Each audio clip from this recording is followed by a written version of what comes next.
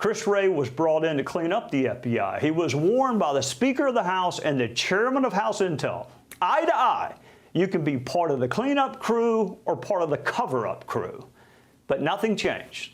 So when Donald Trump was elected a second time, Chris Wray resigned, and President Trump picked a former federal prosecutor who also happened to be a former federal public defender.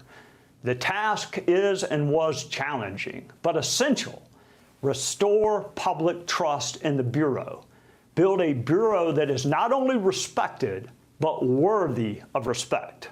And that man is Cash Patel, and he joins us now. Welcome, Director Patel. Thank you for joining us. You've been on the job for about a month now, so tell us what you've seen and what you've learned. Well, Trey, it's great to be with you, and I wanted to stay radio silent for the first month, just a laser focus on restoring law enforcement and the credibility and the trust of the American people and getting the weaponization out of there. And in order to do that, you need a strong Department of Justice. And we have a courageous leader in Attorney General Pam Bondi and her team over there. And we have to remind the folks in the American public that the FBI reports to the Department of Justice. And the FBI does not make prosecutorial decisions. We investigate based on lawful predications anywhere the facts lead us, and we work with our partners at DOJ. So that collaboration has been absolutely brilliant to set the new foundation for the FBI that we want to see serve the American people. And that's what we've been focusing on, is restoring the trust through the chain of command and through great leaders like Pam and Deputy Attorney General Todd Blanche and PATEC Emil Bome. What's up, everyone?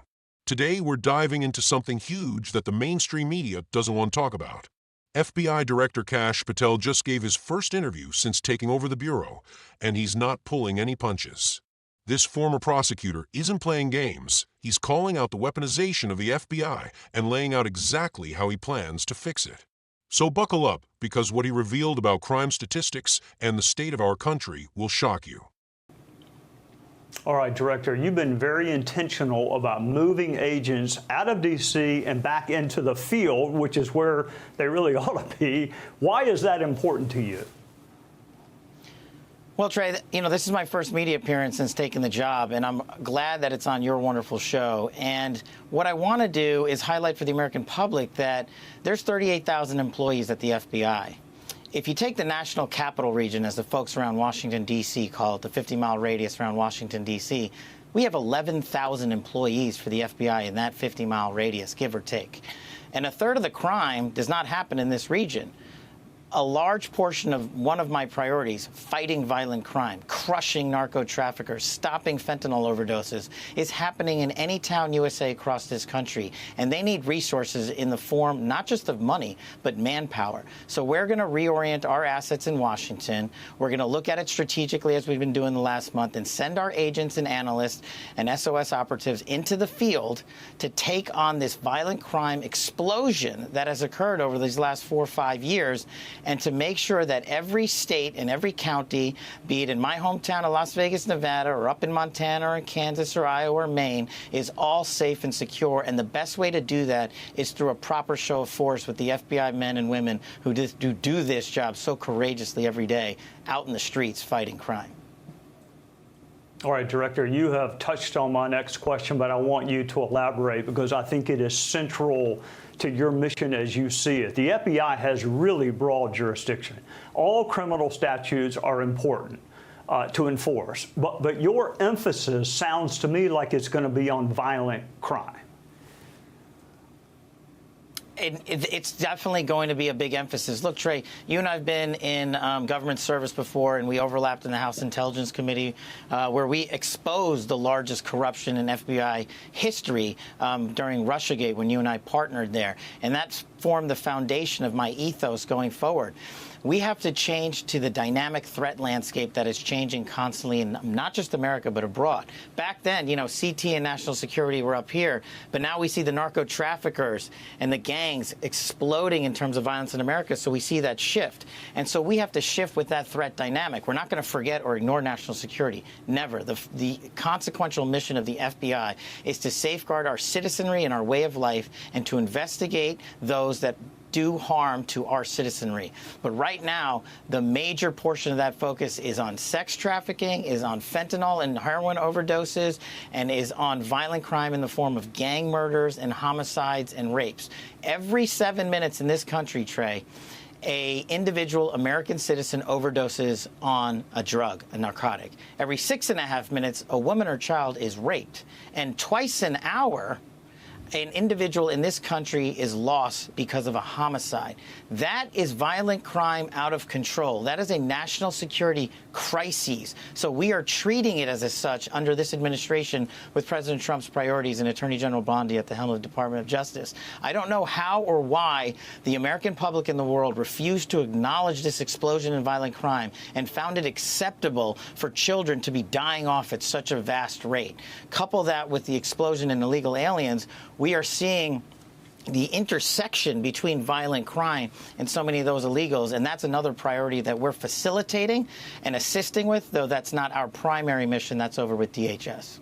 All right, Director, I want to ask you about something that I've known you a long time. You don't want to talk about, and that is yourself. But when you were nominated, I told folks that you would be a lot more fair to your critics than they ever were to you. But it's hard to forget what others have said and done. So how do you put that blindfold on and be fair even to those who were never fair to you? Well, Trey, as I tell everybody at the FBI when I walk in the building, I don't care what the media says about me. There's nothing they can tell me that I haven't heard. As long as I'm taking the arrows and the men and women of the FBI aren't, I'm winning every single day. And I learned from your great mentorship and friendship on the House Intelligence Committee, where we served together, where we said the priority here is the truth and serving the American people. And that lesson that I learned with you and so many of the brave men and women on the House Intelligence Committee has stuck with me to this day.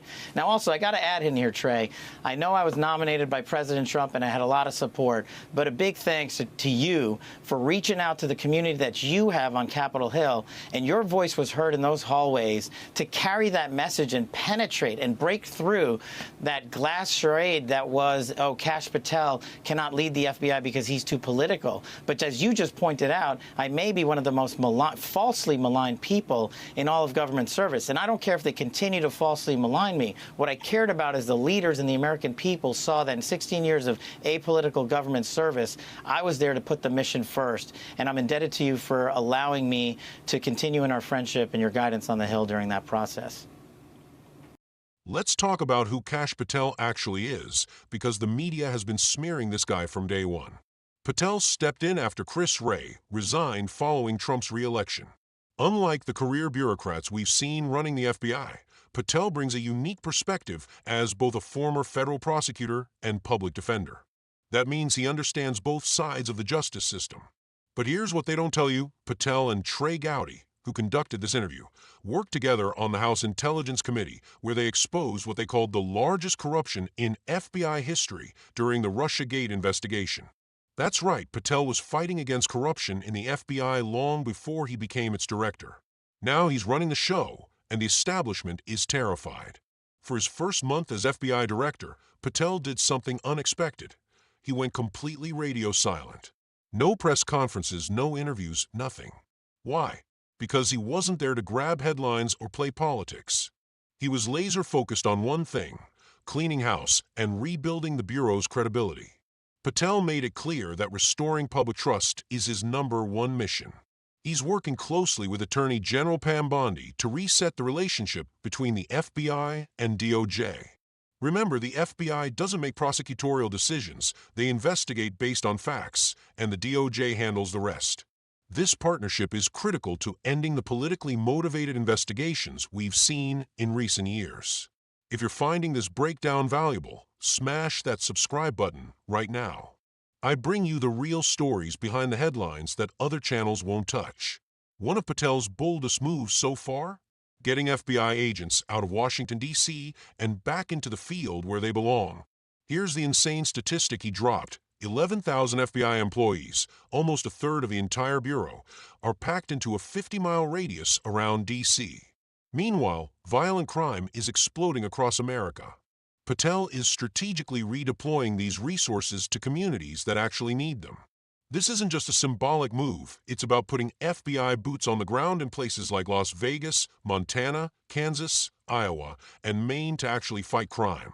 The days of the FBI being a Washington-centric bureaucracy are over. The statistics Patel shared are absolutely staggering. Every 7 minutes, an American overdoses on drugs. Every 6.5 minutes, a woman or child is raped. Twice an hour, someone is murdered. Let that sink in. Patel isn't mincing words. He's calling this what it is, a national security crisis. The FBI under his leadership is shifting priorities to focus on violent crime, sex trafficking, and the fentanyl epidemic that's killing our citizens.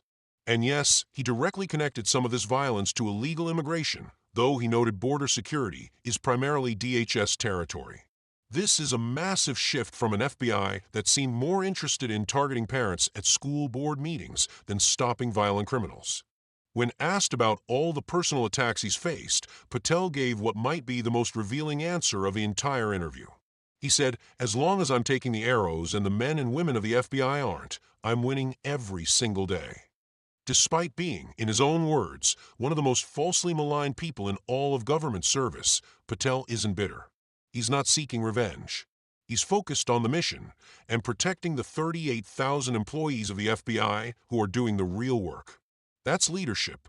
Patel emphasized his 16 years of public service and commitment to truth above politics.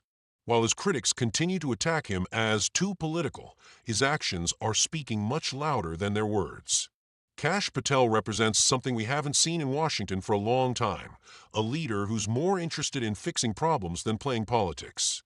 His focus on violent crime, drug trafficking, and getting resources out of D.C. and into communities shows he's serious about transforming the FBI back into an organization that serves the American people, not the Washington elite. The real question now is whether the entrenched bureaucracy will let him succeed or fight him every step of the way. One thing's for sure, Patel isn't backing down from a fight. If you found this breakdown valuable, hit that subscribe button and notification bell right now. I'll keep bringing you the real stories behind the headlines that other channels are too afraid to touch. Drop your thoughts in the comments below. Do you think Patel can actually clean up the FBI? Let me know.